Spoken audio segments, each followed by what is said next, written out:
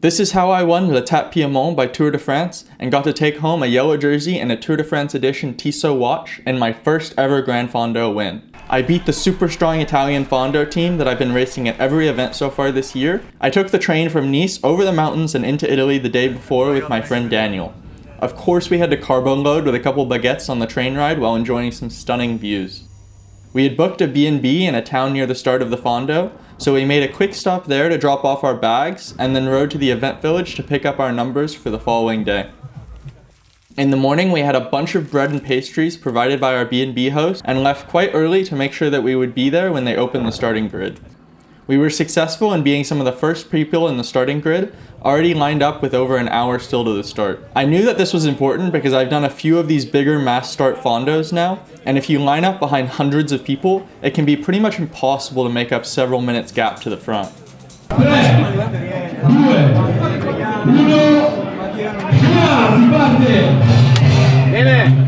Andiamo, we're off. This is the course for today. It's 140 kilometers with 2,800 meters of climbing with really 3 main climbs. And the second one is super steep with a gravel section at the top. And then there's a neutralized gravel descent afterwards before we get back onto the roads and go to the last climb and finish the event. The start was a little bit hectic, leaving the town of Entrac where we started. Definitely like coming to a standstill in a few of these little tightening corners, but eventually we got out and then we're onto this little rise here where I was able to move up past some of the VIP riders who started in front of me. These people pay extra to be starting at the very front, but often they're not really trying to go that fast, so it can be a little bit hectic trying to pass slow-moving riders, but it was alright. We got past, and then now we're on to a bit more of a main road, and I get to the very front, and that's my friend Alex there on the front for OM, the strong Italian Fondo team. I knew I wanted to be right at the front here because it goes straight from that flat valley road into a super narrow and steep climb as we go through the village. And this is OM moving up on the left here.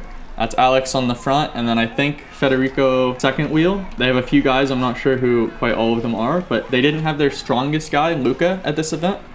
Apparently there's a rule for these Italian Gran Fondos where you can't have been a Conti rider within like the past couple years, and he was on a Conti team, so he was not wanting to risk any penalty or disqualification by racing. But they still have Federico, who beat me in the La Lazarides Gran Fondo video that's on my channel. I know he's a super strong rider. He won Gran Fondo New York, and that's him right on my wheel there as we get on the climb. I set a pretty hard pace at the bottom there.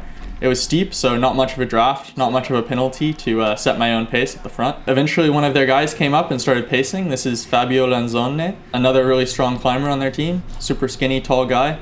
And at this point, I let the wheel go to him because I wanted to move back in the group and sort of assess what was going on.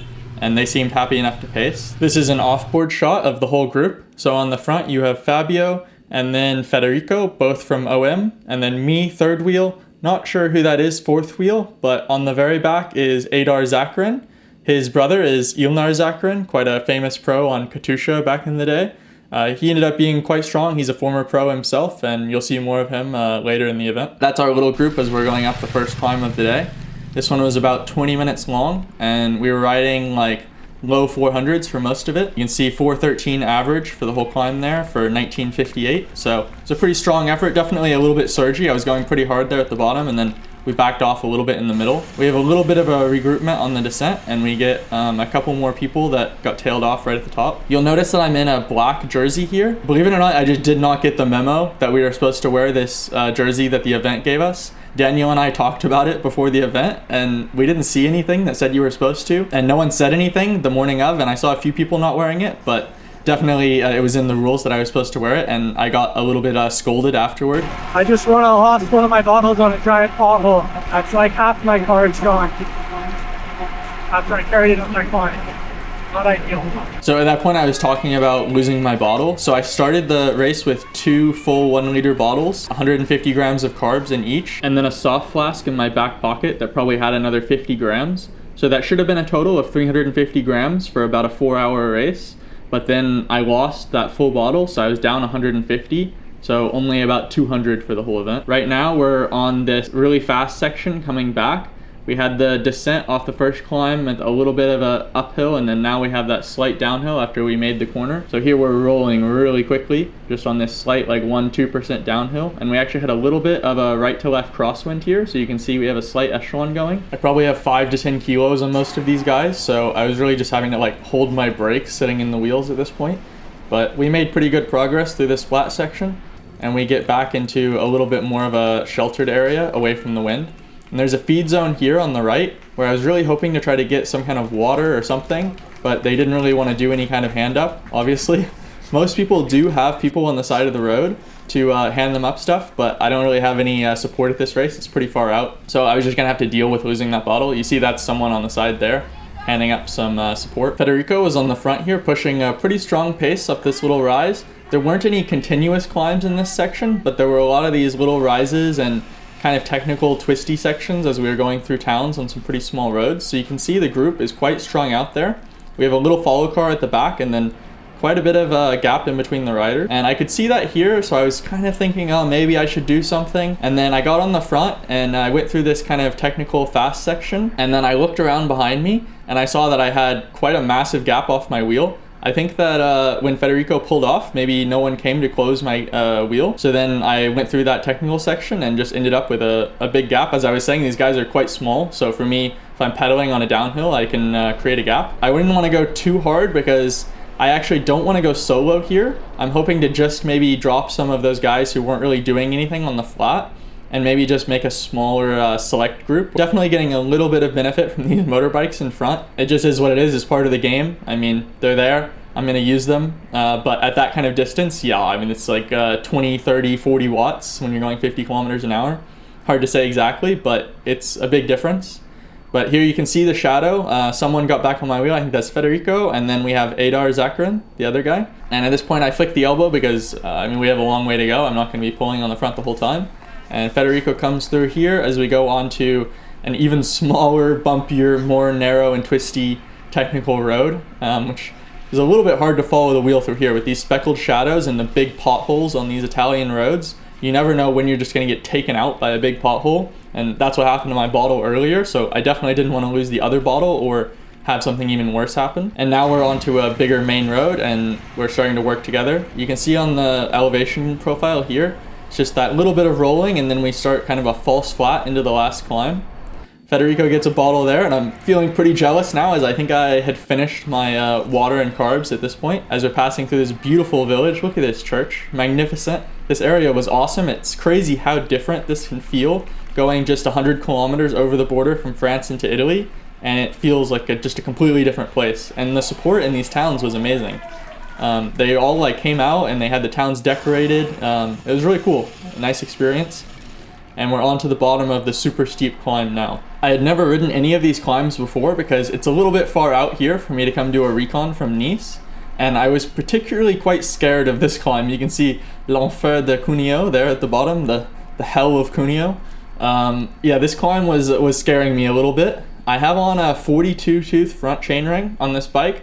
My other crankset with the 34 tooth inner ring unfortunately has a little bit of a problem, so I'm running my time trial bike chainring and crankset combo. So I have a 42-34 for what is going to be about a 12% average gradient for a little over 3 kilometers. And there were some really steep sections here. You can see now like 19%. And I was really having to do like strength efforts just to get up on the bike. I was pushing like 60 cadence, 500 watts in sections, just trying to keep moving and not have to like fall over. To be clear though, this is slow-mo. My cadence isn't that low. This is some off-board footage that the race organization provided. So a pretty cool shot. That's Federico there in the back and the follow car. I had to push so hard on these steep sections that I don't know if Federico didn't want to or couldn't follow, but he was off the wheel kind of quickly and then just kind of doing his own pace a little ways back. You can see him in the background of the shot there, but it's so steep, we're basically just doing a time trial. You can see on the right here, this is the devil of the Tour de France. They invite him out to all of these L'Étape series events. There are a few like kind of flatter sections as we go. So that like 11.6% average on that Strava segment is a little bit misleading because actually it's a lot of ramps, like 15, 18, 20%. And then a couple flatter sections in there. This is definitely one of the most sore I've been after a ride with all this low cadence torque effort. It's not something I would normally do. I like to spin a pretty high gear, but trying to push 60 cadence there was pretty rough, but I made it up.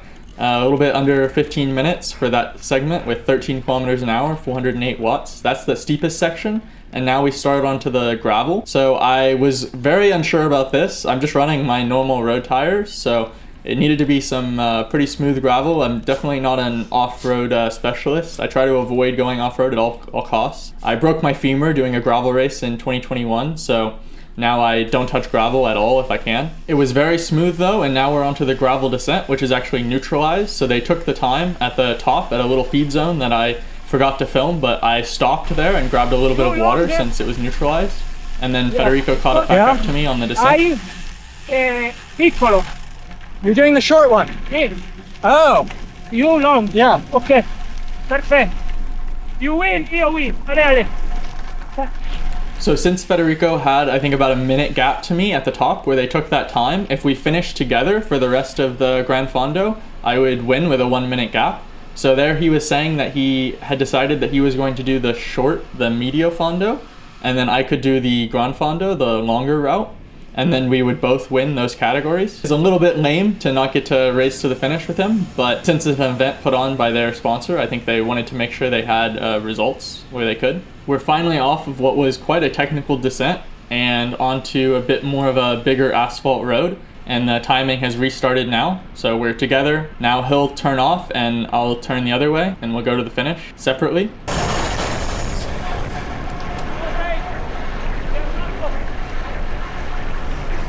So I'm on my own now with about 40 kilometers still left to go as we turn off our separate ways. And yeah, it's gonna be a long 40K because I'm completely out of food, completely out of water, and I've still got a pretty tough climb to go. This is actually gonna be the same climb that we did to start, but just in reverse. And I did have these lead vehicles with me, but yeah, they were actually blocking the road in a couple sections. I felt bad because, like I said, we're kind of doing the beginning of the route in reverse, so there's people that are actually still coming out this way, you can see on the side. And then I'm trying to go the opposite way on what is quite a narrow road, and we have these cars in front of me that, I mean, it would definitely be dangerous for them to go any faster with people on the road. So it's kind of not a great situation all around, but we got through it. And actually here, this follow car came up to me and gave me some water, which is super nice. Like, definitely saved my race because I was suffering at this point with no water and no food. Great. It's the warm water we had. A little more. Thank you. Want me to fill your bottle? Sure. It was pretty hot out here this day, so I was feeling a bit dehydrated with only a liter in about 3 hours so far of riding. So I was guzzling down these bottles. I took 2 down that they gave me, and then they filled up my bottle from my bike with a bit more water. That's enough. Thank you. I met these guys afterwards and they were super cool, so really glad they were there. Made the race a lot more enjoyable for me because I was suffering, but it would have been even worse as we get into the final climb of the day. Like I said, this is reverse of what we came down at the first climb, so I'm a little bit familiar with this one now. They handed me up a gel, which was nice because I wasn't only dehydrated but also out of carbs. I don't know what this gel was, but to be honest, it was disgusting. It was really hard to get down. Took me several goes just to force it down. It was burning my throat. I'm not sure what was in there, just maybe a lot of salt or something. I'm not sure, but I wasn't gonna complain at this point because I really needed those carbs. And I felt quite bad at the bottom of this, and I didn't know exactly what the gap was, so I wanted to push as hard as I could. But luckily I started to actually feel a bit better towards the top once that water and a little bit of carbs from the gel kicked in. And I was able to average 368 watts for 21.5 minutes up that last climb of the day. Definitely not anywhere near what I was doing early on, but still pretty solid. And actually, in hindsight, I was extending the gap massively there. And now I just have this quite technical descent back down through this village that we started through. And then I have just a little flat section to run in towards the finish where I'll get to take the finish line. I had to get through just one last little climb here. You can see on the elevation profile, it rises up to the finish. And I actually set the KOM on this segment for the finish because I wanted to keep pushing hard and might as well go as fast as I can to the finish. I was passing loads of riders that were finishing the Medio Fondo. Unfortunately, my camera ran out of battery just before the finish line. I did a little celebration over the line, but I didn't get to see it. And these are the results. I finished with a bit over a 10-minute gap to Fabio Lanzoni and then Adar Zakrin was in third. I was totally cooked at the finish line, but I had to get through the podium ceremony. Alla prima posizione dell'americano Dewell Drake. I set a bunch of power PRs for the year on this ride. 10 minutes, 8 minutes, 5 minutes. I got some flowers, this Tissot watch, a Tour de France yellow jersey, which was pretty cool. Premiare naturalmente l'americano Drake. They gave me this bottle of Prosecco, the same as the other guys, but then they had to come back out and swap it out for an even bigger one. It started raining after the podium ceremony, so luckily we were able to get a ride to the train station in the back of a van. Have the Tissot Tour de France watch unboxing at this train station. Let's see what's inside. Ooh, oh, with a little yellow band if you want to make it Tour de France theme. This is like the nice, I mean, I don't own any watches, but I guess I own a Garmin watch. Oh, it's heavy. Feel it. Yellow dials. Does this have? Can you see the back where it says Tour de France? On the sunburn from today. Still haven't showered, there's dirt on my arm. Good model. All right, that's been the Tissot watch unboxing. Thanks for watching. Like and subscribe. See you in Nice. Unfortunately, winning the Fondo didn't come with the helicopter ride back.